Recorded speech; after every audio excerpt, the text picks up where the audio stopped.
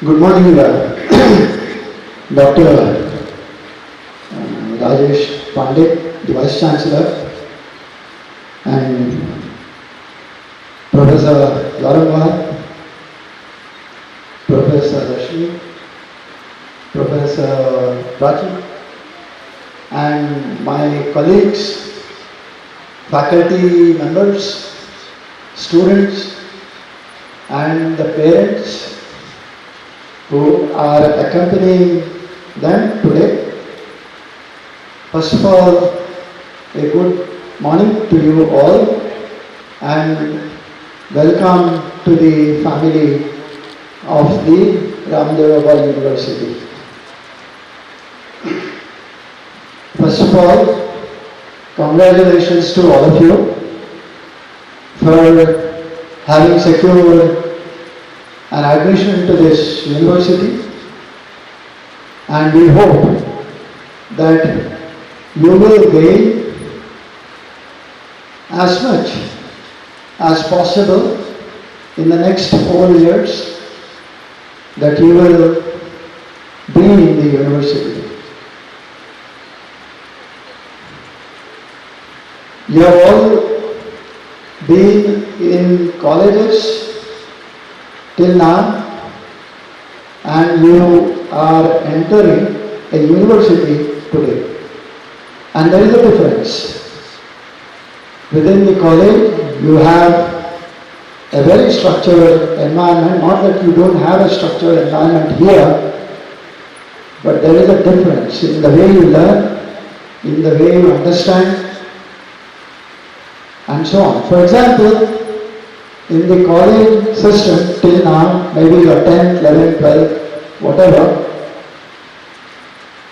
you are told what to study, you are told how to remember, and you are also trained to answer the questions in a certain way. Many of them were objective types, MCQs, and you had a very limited space within which you did your studies and attempted your examinations. And in a colloquial sense, most of it was based on, what we call as ratta. You used to by heart and reproduce. There is hardly any scope for extrapolation, innovation, and things like that. In physics, you must have learned maybe the laws of motion, and you are told that these are the laws of motion, and you biacted them. Probably you never understood where they are used, how they are used, and what makes this world move. Now that's the application part. So when you come here, the stress is more on concepts, the stress is more on understanding the concept, and the stress is also there on the application of a certain concept that you learn. So most of the time, what you study must be applied. Engineering is applied science, and you have come to an engineering university, a technical university.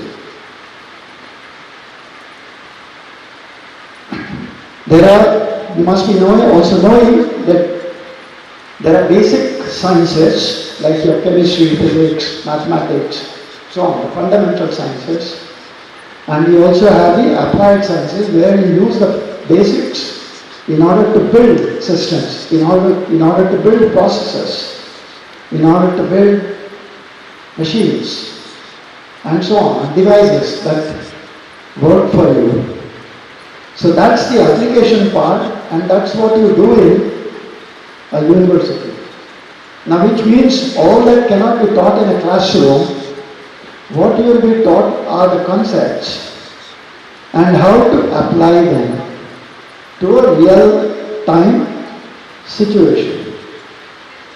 Now with that, using your understanding of the subject, you will extrapolate on the application part, and then you build new devices, new applications, new software, new processes which help you do your daily work. For example, there is this Fab Lab, which is a MIT initiative in the US. Fab Lab is a fabrication lab, which you will also get to see many of those things here in the university later, where, and all of you must also be knowing what a drone is. You must have seen must have read about it. You must have seen videos, you must have seen in the TV and so on. And drone is a outcome of the MIT Fab Lab. So it's people like you, students like you, who develop with new concepts, new ideas, new devices which help the mankind. Going into the society, going into the community, you will get several ideas, and as an engineer, you need to apply the concepts that we learn in the university and develop systems to help the community. Engineering is at a sub-level. Technology will bring in all that to create a device. So technology is an amalgamation of all the engineering systems. So engineering in some sense becomes a subset of a technology. So that's the requirement that you will have when you come to the classes, when you attend those classes. You need to understand the concepts. It's not enough to know a particular law. For example, I started with laws of motion. It's not enough to understand the laws of motion, but it's also necessary to understand them in the context of application. How do you apply that law? In year 12, you must have learned a body that's in motion continues to be in motion unless aided by an external force. That's what you must have learned in 10, in 12, wherever. But you may not have figured out how that's used in practice, how it is used in fact, every technology, everything works on the Newton's laws of motion. You also must have learned about friction and probably solved several problems on friction in the school, in your 9, 10, 11, 12 times. But have you ever wondered the applications of friction? That the ability to walk on the road is because of friction. The ability to write on a paper is because of friction. So there is a lot of conceptual understanding that you require. Whichever class you attend, and the understanding should make you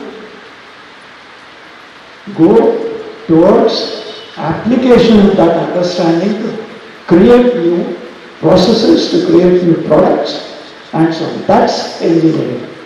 And then you put all those products, processes together, create a larger system that then you are developing some new technology. Now, having said all that, through this, we have a semester system here. So there will be an examination at every end of the semester. There will also be continuous evaluations as your faculty will tell you. So you need to perform all the time. Your continuous evaluation will, tell you how good or how bad you are. There is no fear on being bad. Every one of us will have those moments. But you will need to come out of that as quickly as possible and then understand the systems like I am saying and go further. So you have semester examination at the end of the semester, and that is how you get a semester, cumulative average, you get things like that at the end of the year, at the end of the semester, and the overall grading, and so on. So those details you will come to know in time. Therefore, it's very necessary that you keep performing at every semester level. Otherwise, what will happen is you will start carrying your failures of a particular semester to the next semester. And that will only add to the pressure that you already have. So don't get into that trap. And the only way to not to get into that trap is keep performing, keep studying, keep reading, and keep clearing out the semesters on a semester basis. Do not carry them into the next semesters. So that for that you will need a disciplined life. Of course, in life you cannot achieve anything without discipline. A lot of disciplined, a soldier is disciplined, and that's how he functions. You are also soldiers in some way, and your working also should be defined by discipline. You are told about not using a mobile phone, at least for an hour in the morning, half an hour, maybe in the evening, maybe 15-20 minutes in the night. Switch off the mobile. There are applications which will auto switch off your mobile. Get into that. And very frankly, it's a waste of time. I mean, there is a lot of material. Sometimes there is, of course, there is a lot of information that comes in, but not every information is what you need at that point of time. So what are you trying to do? You need a certain information at a certain point of time, and there are a lot of avenues available to collect that information. What comes on the WhatsApp is some videos, and most of the time which tend to make you biased. Every message has a bias, and the bias should get to you. These are very formative years, and the bias can get to you very quickly. So therefore it's always good to discipline yourself to get off that mobile. In fact, before 2010 there was no WhatsApp. Before 2004 or 5 there wasn't even a smartphone. So you are all lucky in a certain sense, and you are also pressured in a certain sense. Lucky because you have so much of information at your fingertips. Unless you use that information to fruitful purposes, it's not information, it's garbage. And most of the messages that you get on the mobile are garbage. So there is no point in wasting time on that. You read by that advice, you will benefit.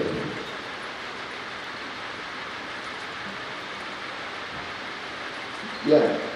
The curriculum that we use in universities must be dynamic.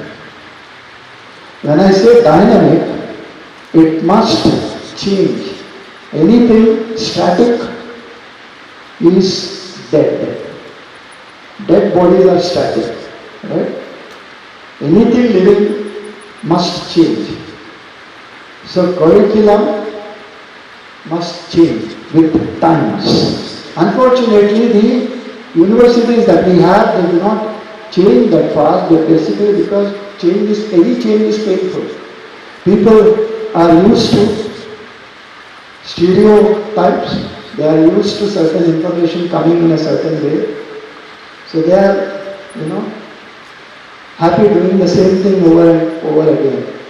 But the industry has been changing and we produce people for the industry. Of course, you are also there for the society. But the industry requires technology that is current in time. So therefore, the university must change in adopting the changes that are happening within the industry. So therefore, even when you have computer science and engineering as the core structure, as the core name of a program, under that, there are several specializations that happen. Today, you need, people who are good in data science. You need people who are good in, let's say, full stack developers. There are people who are required in C programming. There are people who are required in Unix programming. Unix is hardly given a value that it deserves. So, if you go to the industry, you hardly get good people who are really good in Java, really good in C or C++ and so on. Of course, there are new things, new technologies that are coming. A lot of applications today use artificial intelligence, they use machine learning and so on. And with cyber-physical systems and IoT, you have a tremendous requirement for cyber security. Any device that communicates on the internet is a thing. So internet of things, you need internet and you need a communicating device, then it becomes an IoT. So your laptop, your mobile, your pen drive, your camera, anything that is communicating on the internet and a network of that. So you need specialization for people, so your process plants work on IoT. Any automated system works on IoTs. Your traffic signaling system works on IoTs. They use SCADA as a software process and so on. So any process that's automated will require all kinds of technologies that is coming. Look at your washing machine. It has mechanical engineering elements, it has electronics, it has computers, it has microprocessors, it has controllers, it has motors, it has everything. Look at your automobile that you drive, your four-wheeler and so on. The electric vehicle today has motors mounted on the wheels. You have electronic control units. There are multiple electronic control units in an EV electric vehicle today. So it's not, what I'm trying to say is, it's not enough to get into the general understanding of what computer science and engineering is. You need to get into the specializations. Obviously you can't do every specialization. Some of those specializations are very sought after from the industry perspective. Some of them are growing and so on. So therefore you end up with technologies like AI, you end up with technology like your machine learning, deep learning, cyber security, blockchain technology, DevOps, and there are multiple robotic process automation.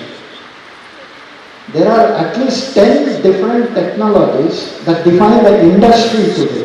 Industry 4.0, which you must have heard, is defined.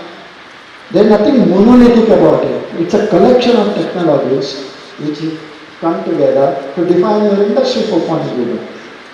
So ultimately, whether you have computer science and engineering you may have taken an admission to that, but at some point of time you need to specialize into one of these areas so that you become employable and so on.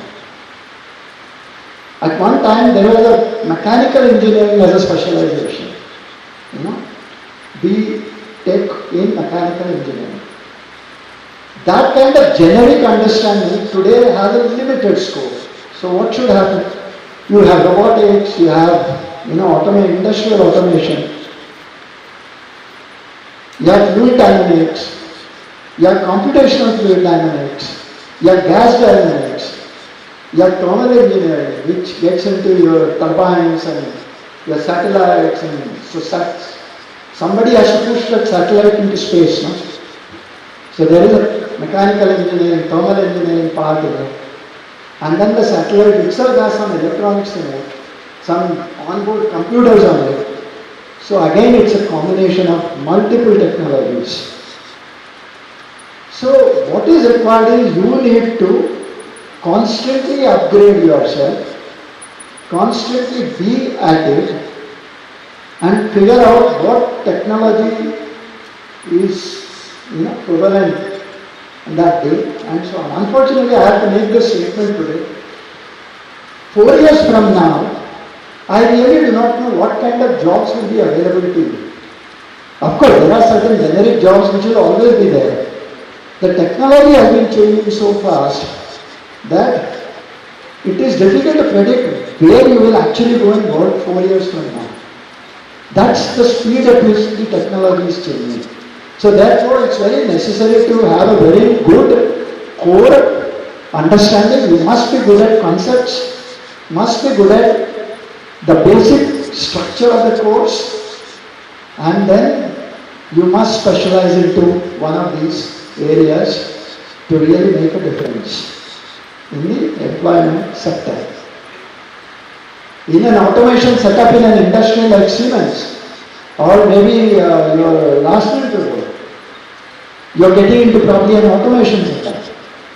They require electronics guys, they require electrical engineering people, they require mechanical engineering people, everything. There could be pneumatics, there could be hydraulics, there could be electro-pneumatics, there could be electro-hydraulics, there could be pneumo-hydraulics. All kinds of things are there in the industry. So you need to understand the basics. What is pneumatics? What is electronics? Those kind of things you need to understand, and you should be able to apply your understanding to a problem solving. So ultimately we come down to a concept called problem solving, creative thinking. You should be able to question. In a college, in your 10th, 11th, 12th, you may have hardly questioned the teacher. Right? Why?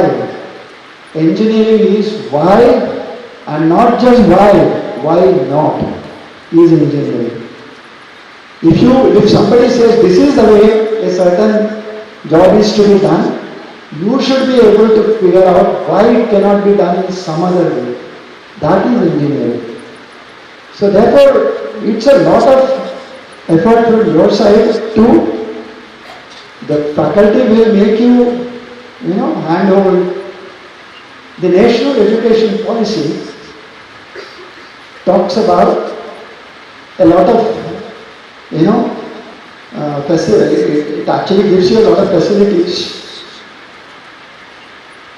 But then it also changes the role of the faculty to that of a guide and a guide to a mentor. So it's no longer enough to teach in a classroom and you listen. You teacher, you listen. It's not that. You should be able to question, you should be able to figure out what are the alternate ways of doing things. And once you start figuring out all the alternate ways of teaching or alternate ways of solving a problem, then you will start talking about which is the best. Then the concepts of optimization come in. So which is optimal, which is good, which is best, and so on. So there are multiple ways of solving the problem. So that is a concept that you have to learn in these 4 years. It's not something that the book says a certain problem is solved in a certain fashion. The faculty tells you this is a problem, this is a solution, this is how you apply, that's it. But as a good engineer, you should be able to figure out if there are other ways of solving that problem. And then extrapolate on your thinking. So that's what is required in an engineering institution. Like I said, most of the technologies that we have are multidisciplinary. Like I said, every equipment that you use today is multidisciplinary. It's not just one engineering. An automobile in the earlier days when you had an IC engine or an external combustion engine like those steam engines and so on, it started with external combustion engines. Then we went into internal combustion engines. Then gas was, discovered. Earlier it was steam. First industrial revolution was steam. The second industrial revolution went on producing power through gas. Right? And that happened 100 years later.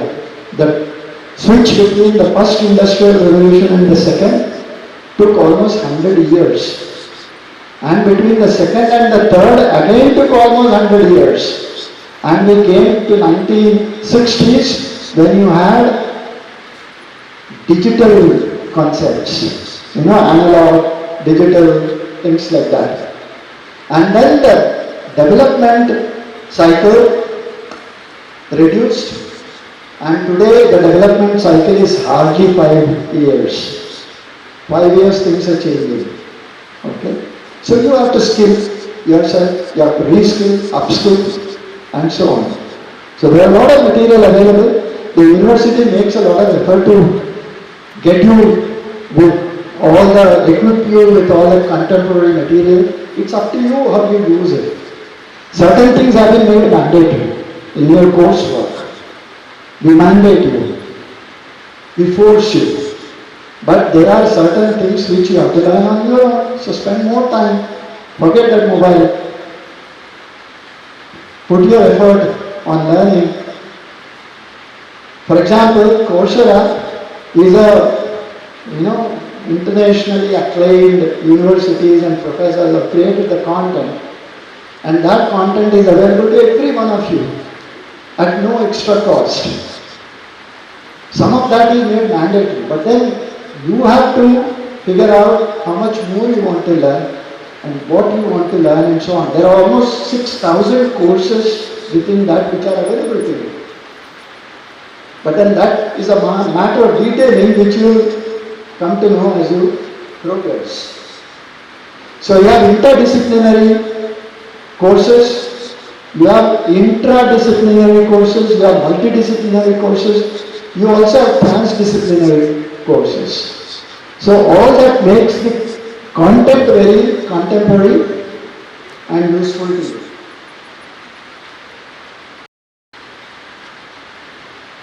At the end of those 4 years, some of you may want to go abroad, may want to, study in better universities, more endowed universities of Europe, of US, and so on. So there are also systems available within the university which will train you for those exams. For example, TOEFL, GRE, GMAT, and so on. And also will help you in finding some admission to a good university. All that is possible provided your CGPA is good, which means you are working in the university is good. So it's a chain, and when do you begin? You begin right now. In seeing that your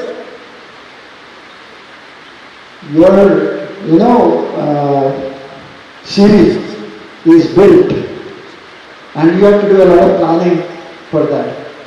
There are possibilities of a lot of lateral thinking, engineering or medicine or whatever, these are all one-dimensional.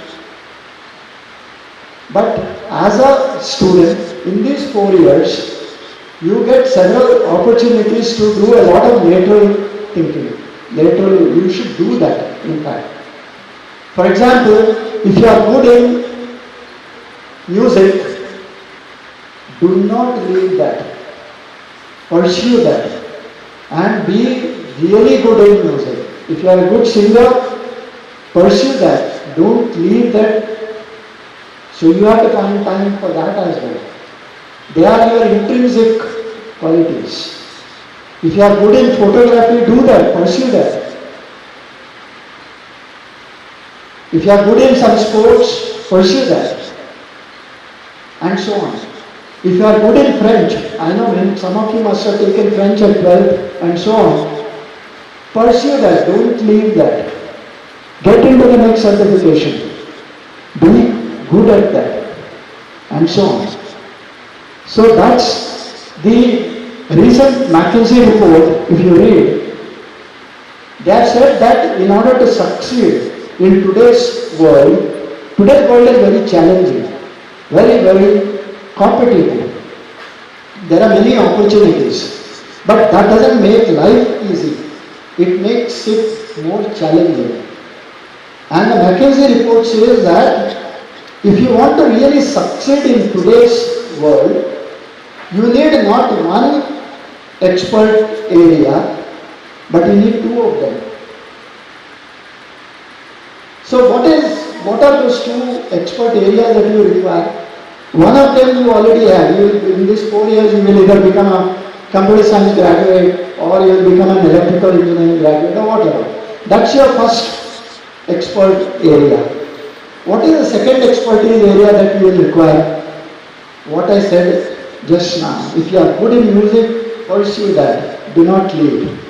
If you are good in French, pursue that. If you are good in German, pursue that. If you are good in playing at some instrument, pursue that. Find some time to keep at it. So that is the second expertise area. And what the McKinsey report says is it shows the COVID, it correlates it to COVID times, says that there are several people who have suddenly lost jobs and they didn't have anything to do later.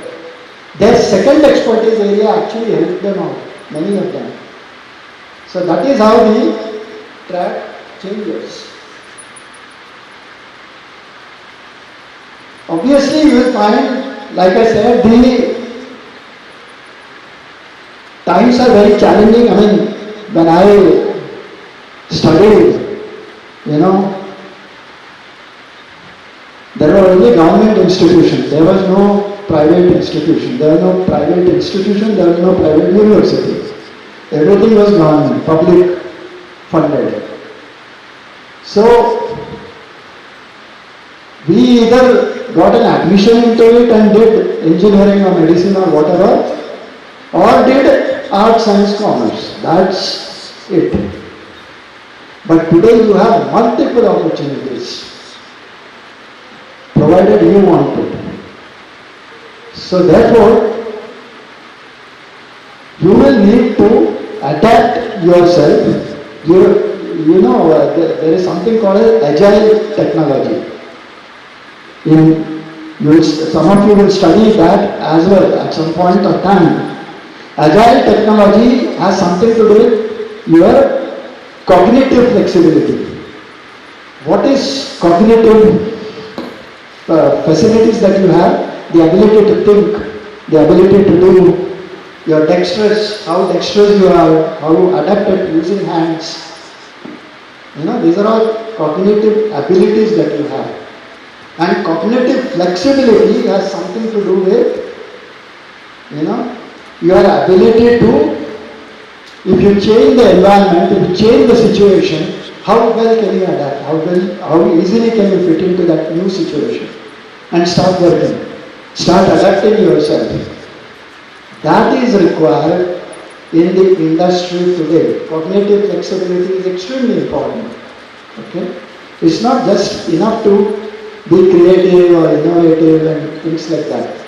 Because the industry scene is changing fast. Your shelf life of your skills is just about 3 years. In the past, we never spoke about shelf life of your skills. If I learned something when I was in college, that skill I still have and I still use it in some form. Today, you do not have that privilege. The skills are changing so fast, 3 years, 4 years, 5 years, that you have to reskill, retrain yourself to get into the industry scene. So therefore, cognitive flexibility is extremely important. And because the environment is so challenging, you need to adapt to yourself. And that is where you have to be agile at all the times. Moving at all the times. I'll tell you a story here. In the African jungles, there used to be a lion and there used to be a deer. The deer wakes up in the morning and thinks to itself, today I have to run faster than the fastest of the lions. Today I have to run faster than the fastest of the lions to be alive. That is what the deer thinks. What does the lion think? It says, I have to run faster than the slowest of the deer to get some food. I have to run at least faster than the slowest of the deer to get some food. The idea, the moral in this story is not that you should become lion or a deer. The moral of the story is you get up in the morning and start running. That is the moral. You have to keep running even to remain where you are. That's the kind of challenge that we have. Of course, this also spoke to you about startups and things like that. There will be ample scope to do all that. You will be there will be theme-based, propositions given to you where you can come up with new ideas. So that startup ecosystem is something that you will need to use and nobody will tell you what to do. Frankly, in a university system, when you have so many students, it's very difficult to tell each one of you what you have to do. It's up to you what you want to do. You will get the facilities around. You will get the ecosystem, you will get the environment. But then you have to run. Nobody will hold you and, run with you. I also spoke to you about, making yourself more, indoor. And in order to do that, learning a foreign language is extremely important in today's world. It actually opens out one more avenue for employment for you. There is a lot of technology that comes from outside, which is in the local language. Who translates that? You need an engineer to do that. So there is a huge opportunity there, and the opportunities also open up in different countries. So this university will also teach you one foreign language as you complete your graduation at no extra cost. It's all built into the system. You will learn a foreign language and you must have that interest to pursue that. If you are just doing it as any other job, then it doesn't work. For everything that you do, you must be involved in that process. You must become a part of that process. Only then you can internalize what you are doing. So you could learn French, you could learn German, you could learn, whatever. Spanish. There are about 7-8 languages which we have listed. Arabic, you can learn Arabic and so on. For those interested, you can also learn Sanskrit. And while speaking about Sanskrit, there are also things which you can extrapolate. There will be classes which will run for Vedic mathematics. And there are such sutras within Vedic mathematics which will help you in solving numerical modeling, numerical programming in computer science. So don't attach anything with religion or things like that. concentrate on education and what you have to learn. How you use it, you leave it to your wisdom and your environment in which you work. So, Vedic mathematics is one which all of you must, there is also an RBU online which will start in the next few days.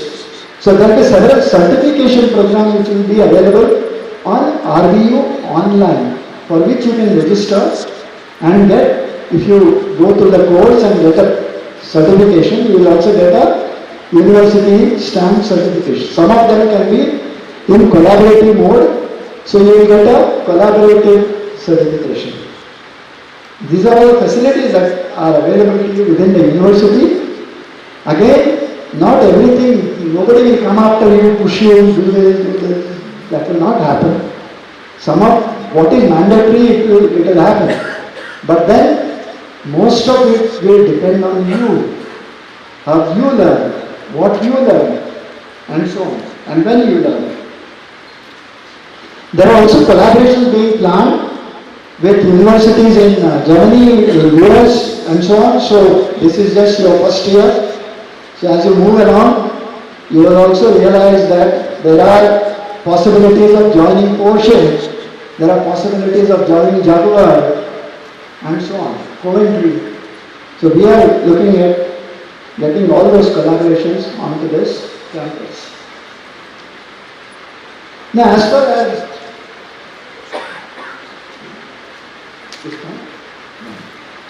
as the requirements of an engineering program are concerned, it's very multifaceted, and you will have ample opportunities to excel and make yourself so much more endowed. Today, information is available with everybody. Please remember, information is there with everybody. You go to Google, or you have more, you will write an entire document using ChatGPT. If I give a 10,000 page document to ChatGPT, it will rephrase it and go out of all anti-plagiarism tools. So that's the challenge that we have today. But it's all possible. In some way, it's useful. In some way, it's not so useful. Because there is no value attached anymore to originality. What is original? I have created this. This is my creative, capability. The minute you do that, a tool like ChatGPT will rephrase it and say that this is someone else's. And it will beat all anti-plagiarism tools out there. But that is a challenge that we have today. You want an entire code to do a certain application, it's available on GitHub, it's available on ChatGPT. But there are, diversions. When you become an expert, those tools will help you. But in order to become that expert, you have to be in the university, learn the basics, go through without learning, those number systems, decimal system, without understanding decimal system, can you understand octal system? Can you understand hexadecimal system? So that's the way it is. Suppose I start teaching you hexadecimal system in the beginning, you will say, what is happening? So there is a procedure, there is a method, there is a system. You have to follow the system, learn the hard way, and then that remains with you in life forever. Anything that comes to you cheap, that comes to you quickly, will also go out quickly. So the choice is yours. Finally, I must say one thing. There is nothing difficult in this world. There is nothing impossible in this world. Anything can be done. Only thing you should know how to do it. So therefore, there is दो line का एक मैं आपको सुनाना चाहता हूँ. कौन कहता है कि आसमान में सूरज नहीं होती या नहीं होता है? सूरज मतलब होल. कौन कहता है कि आसमान में सूरज नहीं होता है? तबीयत से पत्थर तो फेंको यारो. You know, it is your passion, your commitment. You throw it, there will be a hole. So that must be the spirit within the university system. And I wish all of you the best in the next 4 years. And anything that you have, any difficulty you will have, the faculty will help you out. They are very committed, very nice people. You will learn as much as possible inside the university and also outside the university. There is something called as flipped classroom concept, which people will talk to you at some point of time. And therefore all these technology-based things you should use, but then don't forget the basics. And don't forget the value system. When you go back home, you respect the people who have brought you till this point of time, till this place. Your parents, your peers, the company that you keep will make you. So therefore keep all this in mind and do good, do well. Thank you.